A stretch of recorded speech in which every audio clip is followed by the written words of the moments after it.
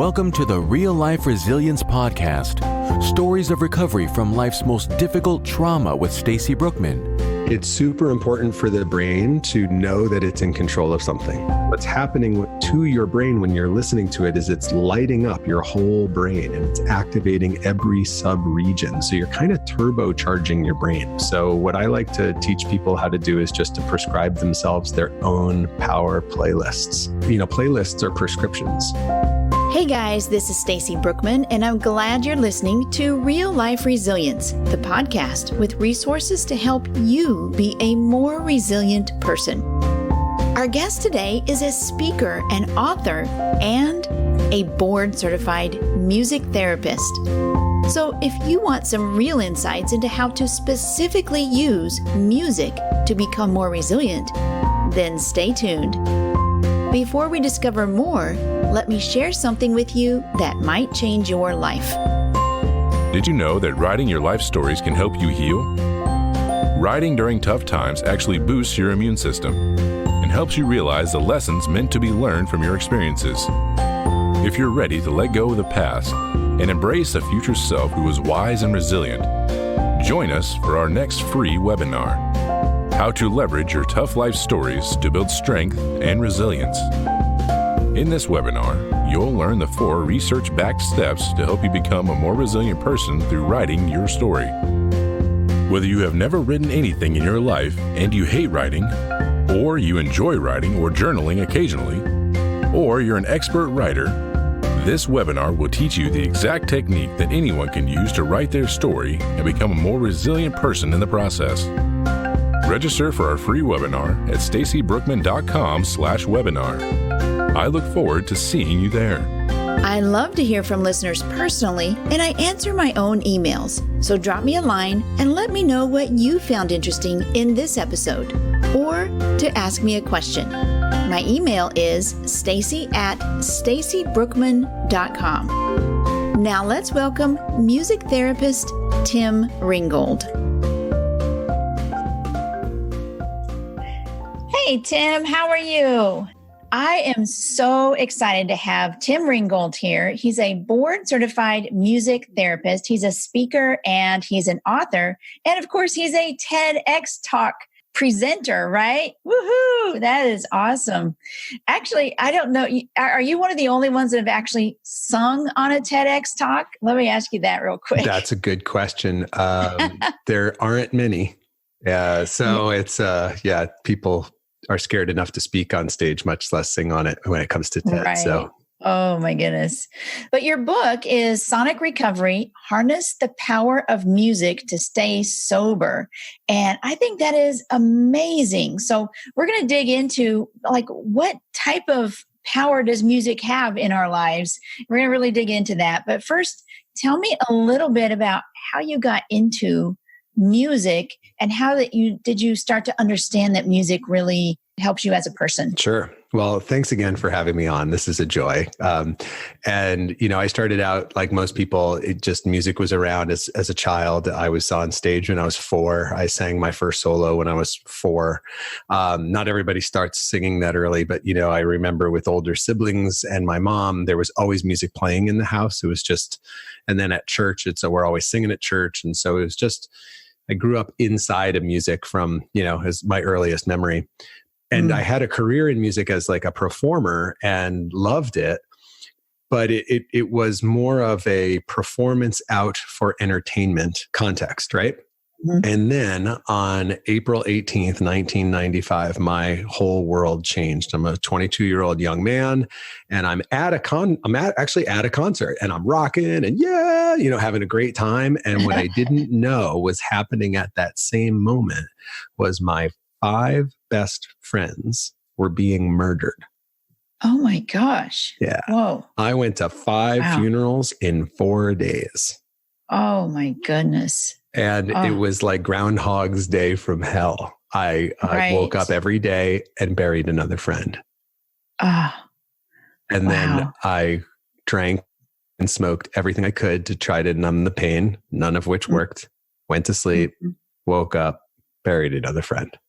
But what happened at each memorial was I sang goodbye to each one of my friends. I wrote a song that I used to sing for them in the bars as a dedication song to them. And there'd be like tear in your beer, And so I thought, this is the way I'll say goodbye to my friends. It's perfect, right? So I sang the song, tore me up, but my community kept coming up to me saying, that was so healing. Thank you. Okay, I'll take your word for it. And then the night of the last funeral, I went with my one remaining friend to a concert because he's like, you want to go see a show? And I was like, I could use a show. Yeah. So we went, and for 2 hours, I was at peace. Oh. And I got it. It all made sense. It was all full circle, right? I now understood what my community felt when I was playing for them. Right. In that moment, the purpose of my life was revealed, which is to heal the planet with music. Oh, wow. That's amazing. It's tragic, but yet it's exciting at the same time because you birthed that new thing inside of you that said, this is my mission. Yeah. So can you tell us a little bit about how that works? Why is music so healing? Sure. First, we all intuitively know this, right? We've all had healing experiences with music in our life. Everybody knows it touches our emotions and it touches, connects us socially, even connects us spiritually. But what I teach people, what they don't understand is how it actually affects your brain and your body, and how pivotal music is to the brain and the nervous system for operating in a healthy environment inside. And that's really only stuff I learned once I became a music therapist and kind of went underneath the narrative that we all have about music, which is, it makes you feel good. Okay, yeah, that's great. But it does a lot more. Let me stop you right there, because there are so many people that think like trauma or grief or stress or things like that are only in your brain. Yeah. And what you and I know, and so many other people now know, is that it's not just in your brain, right? No, yeah. Yeah, keep going. I'm sorry. I just wanted that's great. Your body is affected by how you're feeling. Yes, the issues are in the tissues. That's right. I haven't heard of that. That's good. Polish says, yeah. And, trauma is something, it becomes like an embodied somaticized experience. It gets stored in the body.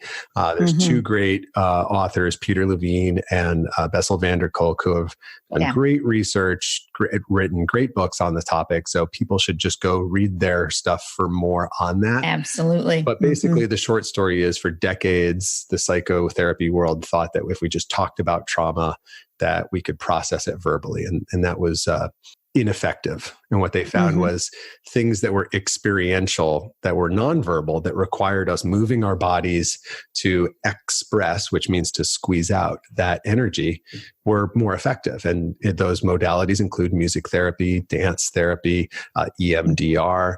So things where we're actually engaging our body, those are critical to us being able to move that energy out. Yeah. I had a guest on previously, and her husband had passed away. And she said, one of the things I did was like one of my guilty pleasures, but it was so good for her, was tap dancing lessons. Huh. She did some tap dancing, and she said that got me through. So that is really great. Yeah. So that seems like that's part of it. Okay. Keep going. Yes. Yeah. So, for all of us, we all reach for things when we get stressed. And for me, it's been drugs, it's been alcohol, but for a lot of us, it's also the fridge, our phone, right? Or the Netflix button on our remote control. Everybody reaches for something in times of stress, and that's a very normal reaction in the brain. So if you think back to childhood, we reach for our thumb, or we reach for a blanket or a binky. Those are self-soothing behaviors. And what happens in the brain is, when it gets stressed, the part of the nervous system that takes over issues a craving, which is what works to self-soothe in the moment.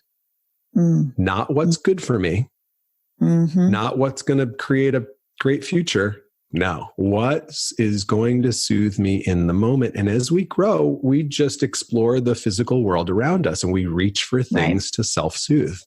That's very much a physiological reaction that's happening in the brain. It's not about the mind. It's not about our mood. No, it's straight up nervous system changing gears and trying to change back. And so if we understand that when we're stressed, we reach for things that aren't good for us, what we have to learn how to do is reach for different things instead that are healthy and plan that out in advance. So what I teach people to do is to reach for music. I love that. So is it particular music that they reach for that helps heal, or is it individual to each person? Yeah, that's a great question. It's one of the most common questions I get. Is there like a right type of music? And there's a couple of levels to the answer. So at one level, tempo, right? The speed of the music we're listening to, that matters. So our nervous system will automatically upregulate or downregulate based on an external rhythm. I used to work in the intensive care unit, and I would have patients who were in a coma, but still had a high heart rate, high blood pressure, high respiratory rate. And they were giving them tons of drugs. They couldn't give them any more drugs. So I would come in with my guitar and I would look at the monitor and I would follow their heartbeat like it was a metronome. After about 5 minutes, I would slow down my guitar playing and their heart rate, blood pressure, and respiratory rhythm would follow. Oh my gosh. Even while they're in a coma. Right. Because the nervous system is automatically responding to the external sound environment, and tempo is one of the key things that it seeks to sync with. So when you go to the gym and you hear people in the cardio or the spin room, it's like, right. The tempo of that music is the tempo of the target heart rate that they want their clients to be at. And what they're actually doing is they're upregulating their bodies without even realizing it. And when you do that, it decreases the perception of effort and work. Oh my goodness. That's why. That's why. Right? So that's why relaxation music is always down tempo and exercise music is always up tempo, because what's happening in our body is our body's trying to match that external tempo. Right. So tempo is one area. The other area, though, is like style or genre. That points to the second thing that you said, is it individual? And yes, it's very individual, particularly for relaxation and stress and anger and grief.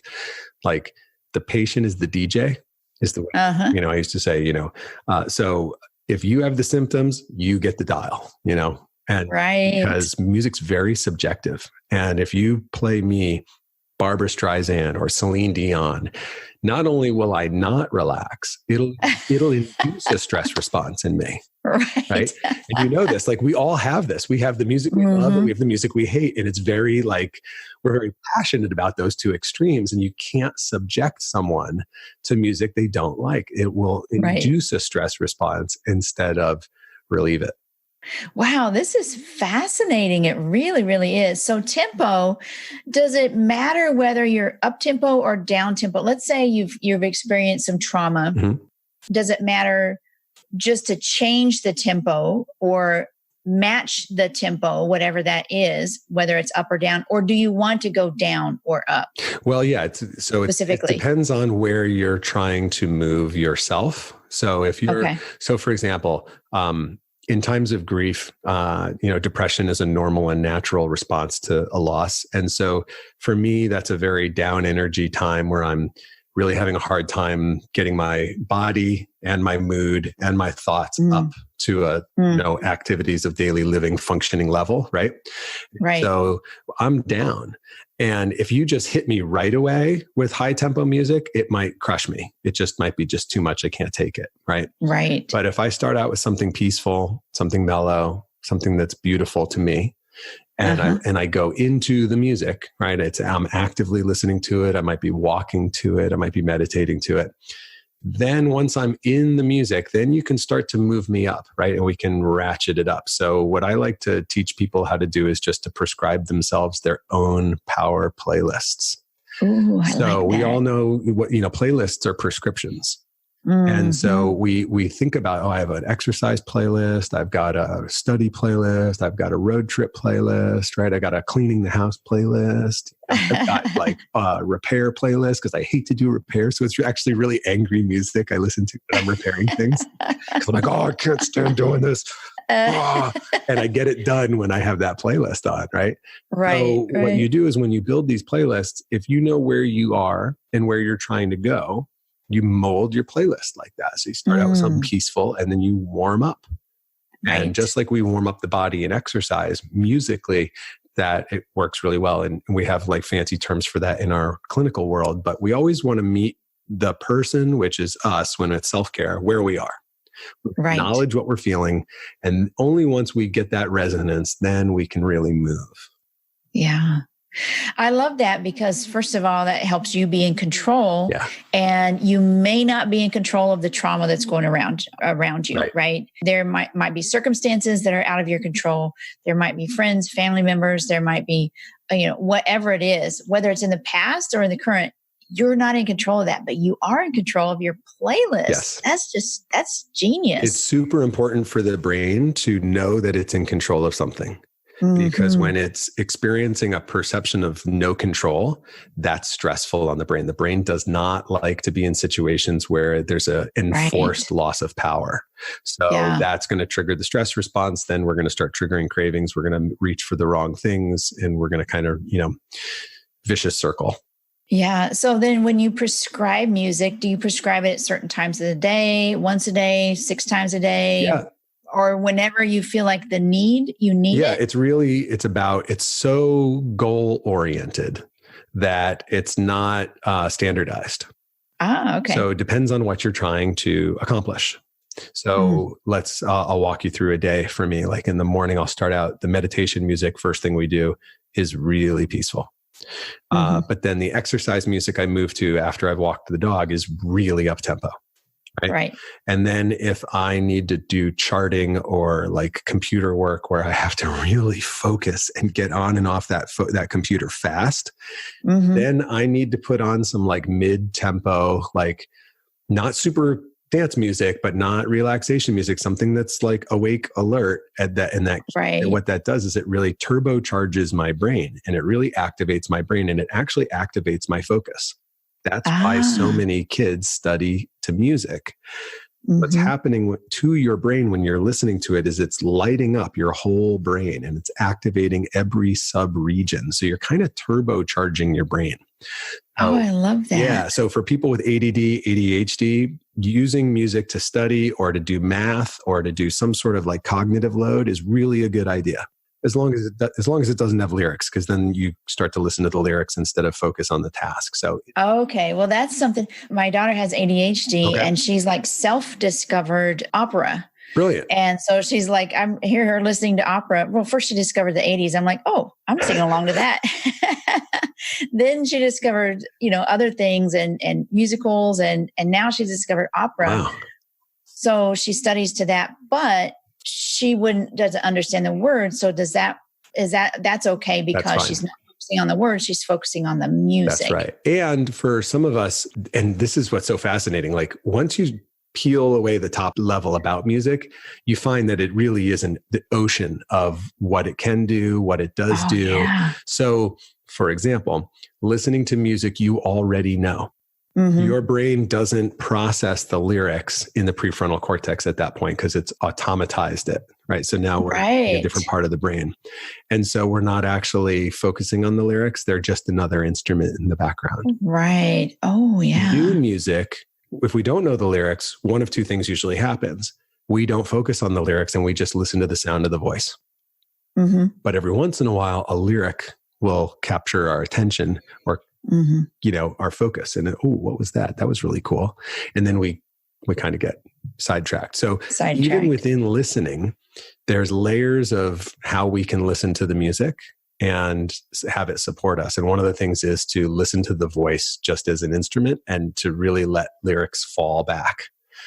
Right. But when you're doing cognitive tasks, if you can go for instrumental first, that's great. If you're going to do relaxation music with like a script with someone talking, definitely want instrumental music.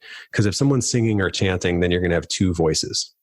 Oh, yeah. When you're reading, like if you're reading a book or a textbook, really hard to read a textbook with lyrical music in the background, because then your brain's trying to figure out which words to focus on. The words that you're thinking in your head as you're reading, or the words that are coming in from the music. So again, instrumental music is easier on the brain.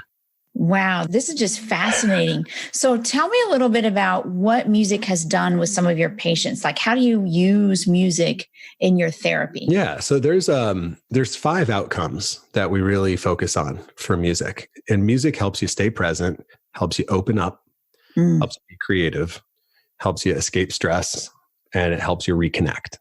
And all of those are good tools for anybody in their wellness and their self-care. I spend a lot of time working on grief retreats and in treatment centers for people with depression, anxiety, self-harm, and substance abuse.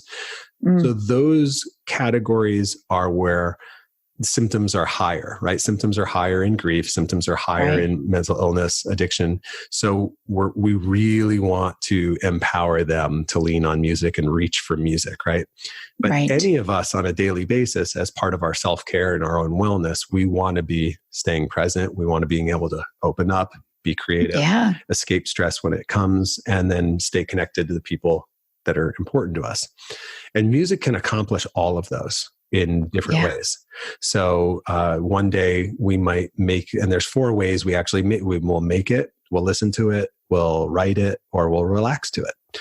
And so any different way that we engage with music might check off any one of those 5 outcomes, or 2, 3, 4, or all 5 of them at the same time.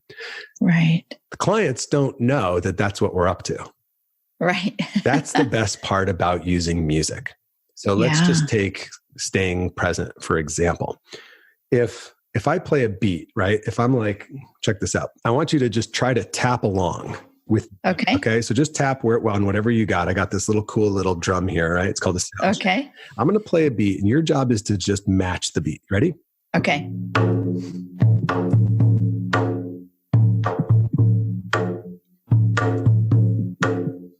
Got it? Okay. Were you thinking about the future while you were trying to figure out the beat? No. Were you pissed off or ruminating over what happened yesterday in a meeting? No. Right? Your brain is like right here in the present. Right. moment. I was like, okay, I got to figure this out. Exactly. That is present. Yeah, you are present. Yeah. And being present is a byproduct of just trying to engage physically with music. Right. And being present is what so many of us are missing a lot of times. We just kind of go through life with blinders on or just like automatons a lot of time. Being present opens up whole new doors for you. Absolutely. And you're not thinking about staying present. That's my beef with mindfulness is like, it's a think about thinking about thinking. And I'm like, that's too much for me. Right. But if you put on some music you like, and then you try to tap out the bass, or you try to tap out the drum line, or you try to hum the melody line, if you engage your body, tap, snap, clap, hum, rap, sing in some way, cognitively, that's heavy lifting for your brain. And so it just pulls you right into the present moment, and you're present and you're having fun, but you're not thinking about being present. You're just making music. Right.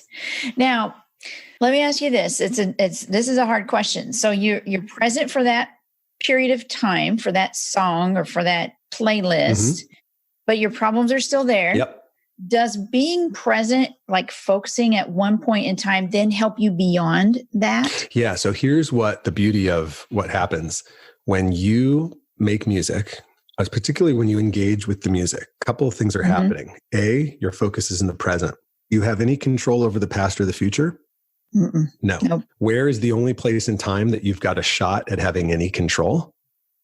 Right here and now. The present moment. So first of all, it's very empowering for the brain to be present, right? Yeah. Second, when you make music or you listen to music you enjoy, your brain releases dopamine, oxytocin, prolactin, all pleasure chemicals that allow us to feel motivation, connection, relaxation. So it's bathing the brain in all of the best, of our own biochemistry. Right. Third, it resets the nervous system when we make music from the stress response to the relaxation response. This is really important because when our brain is in a stress response, the part of the brain that's making decisions is not the part of the brain we want behind the wheel. It's the reptilian part, right? We make the worst decisions. That's when we fire off that email or we yell at someone in traffic who turns out to be the parent of one of your classmates. You walk up to the school 5 minutes later and you're like, oh man, that was embarrassing. Oh my God. Yeah, we're not at our best when we're stressed. Right. So what we want is tools that can reset that stress response, because once we're in a relaxation response, then our prefrontal cortex comes back online. We can remember what's worked in the past. We can consider the future, and we can make our best decisions and kind of have the best shot at the best outcome in the moment. And so music effortlessly and quite enjoyably kind of puts us in that position. Man, I could talk about this all day. I really have one question that I want to ask. You've been mentioning not necessarily just listening, but making music. Yeah. We just had a little session with tapping. Yeah. Tell me about when you play an instrument. Does that help as well? Yeah, it's huge. Yeah. So as far as your brain is concerned, your body is an instrument. So you don't have to grab a physical instrument like a ukulele or a drum or a flute. Your body's fine, because in order to just make the beat on your body or sing, all the same things are happening up here. Okay. So one of the myths we have about music is that it's hard, it's expensive, it's time consuming, right? Not true, not true, not true. We can just engage with our body quite easily. Now, if we want to master or even learn how to play an instrument, there are tons of low cost, easy to play instruments that exist that we don't see in orchestras and we don't see in the band that's marching, right? They're very simple. And the uke is a great example, because for $50, I put one finger on one string. One finger, one note. I'm strumming a C chord and I'm playing this thing the day I buy it. Wow. So, and what happens is when you learn an instrument, the part of your brain that's responsible for frustration tolerance goes up, strengthens. So they gave kids who had music lessons and kids who didn't have music lessons the same unsolvable math problem. And they said, hit this timer when you either give up or solve the problem. Kids who took music lessons would stick with a problem 11 times longer than the kids who had no music training, because that part of the brain is what's being built every time they're practicing and playing their instrument. So playing a musical instrument or playing music has tremendous non-music advantages to any of us in our day-to-day life. So it helps us solve problems faster, helps us deal with people, because people are problems. Honest, yeah, they are. Right? And so when you're playing instruments and you're playing music and making music, it's like being in the creativity gym. And creativity is the muscle we use to solve problems. This is just fascinating. Okay, tell me a story from the front lines of treatment. Yeah, I mean, so many, but I'll just tell you this drum I just showed you a few seconds ago. I remember I had one teenage boy in my group and his arms were littered with scars from cutting. And, in our culture today, cutting is a huge problem. Yeah, and, it is. I didn't know anybody who cut when I was a kid. This is a common issue now, right? It's a different world. And in one session, we were drumming and he had a drum just like this. And at the end of the session, the clients have to fill out like a feedback form. Like, what was your biggest takeaway? What did you learn? And he was really quiet during the whole session, but he was drumming away. But he didn't really talk and he didn't really engage verbally. And then I got his form. And on the form, it said, I finally found a tool to get the violence out of me. Oh my gosh. Whoa, that's powerful. Now, I don't even know what that means. And here's the sad part. Because no one's ever put violence into me. Got that? Yeah. Someone put that violence into him. Yeah. And he's been dealing with that violence, that trauma. It's been in his body and he's been trying to cut it out. And he hasn't found a tool to be able to get the violence out of his body until he discovered the drum. This is so powerful. This is amazing. We've got to get this message out into the world. And I know you are doing that. Absolutely. Tell us where we can find out more about this and more about you. Sure. So the easiest place to find me online is just go to sonicrecovery.com. And for dropping by, I will give you some of my best relaxation exercises. You can just download them and listen to me relax you. Absolutely. That's my gift. Nice. Yeah. So there's a couple of different relaxations you can walk through. And I have one mom who's written me 3 years in a row just to let me know that at first it was her 6-year-old. Then it was her 7-year-old. Now he's 8 and he's listening to that same relaxation music every night when he goes to bed. Oh, that's 3 years fabulous. running. Yeah. So it's a really great tool. So just go to sonicrecovery.com, download that. And then I'm also going to every month I send a video demonstration of different relaxation apps and virtual music apps, because phones and tablets are phenomenal for making music and relaxation. Right. You don't even need to buy real instruments. There are amazing virtual instruments that with the swipe of a finger, you sound like a Juilliard trained harpist. So every month I turn people on to these new tools that they can use that are fun. You listen to them in your earbuds and no one else has to listen. It's great. This has been an amazing, amazing interview, Tim. Thanks. Thank you so much for digging into your own grief, for creating something out of it, and for sharing this with the world. I mean, this is truly groundbreaking. Thank you so much for what you're doing to help. Thank you very much for that acknowledgement. I really appreciate it. All right. So you can go to sonicrecovery.com. All right. Fabulous. Thank you, Tim. Thank you so much for having me, Stacy. Welcome to Stacy's Journal. In this segment, I let you peek into my journal as I share my thoughts on a topic or resilience resource. I was so inspired about how Tim applies music therapy not only to his professional life, but personal as well. He's an excellent example of how one finds resilience from traumatic events and experiences. I can't begin to imagine the pain of losing his daughter, his friends, and suffering from addiction. Tim's recovery and healing came from the beauty of using music to stay present in the here and now. His mindfulness in the present helped him to focus on moving forward rather than being stuck in the pain. Music has such a profound influence on the very depths of our soul. The right music will keep you grounded in the present, which, as Tim mentioned, is where we have control. I remember I had a particular playlist several times in my life to help me through some really tough times. And I'd like to know, how has music impacted your life? Has it helped ease any emotional, physical, or spiritual pain you've gone through?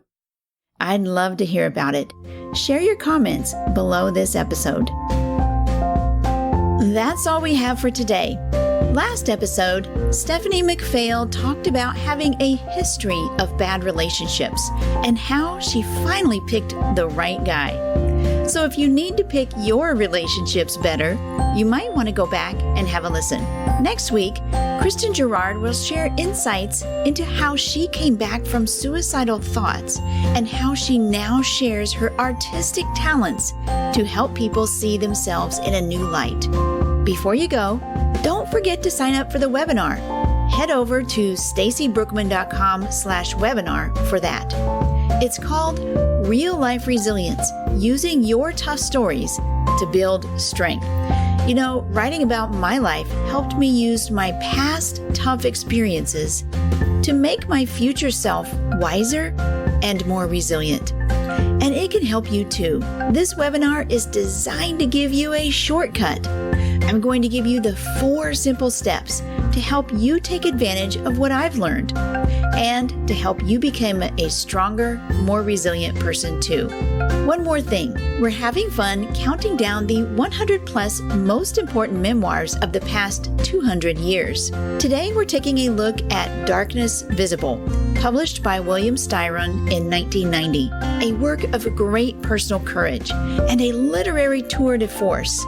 This bestseller is Styron's true account of his descent into a crippling and almost suicidal depression. That he survived his descent into madness is something of a miracle. Styron is perhaps the first writer to convey the full terror of depression's psychic landscape, as well as the illuminating path to recovery, which may arouse a shock of recognition. Check out Darkness Visible and all the memoirs on this list at stacybrookman.com/100memoirs. And always remember that life is a story, and it's never too late to start telling yours.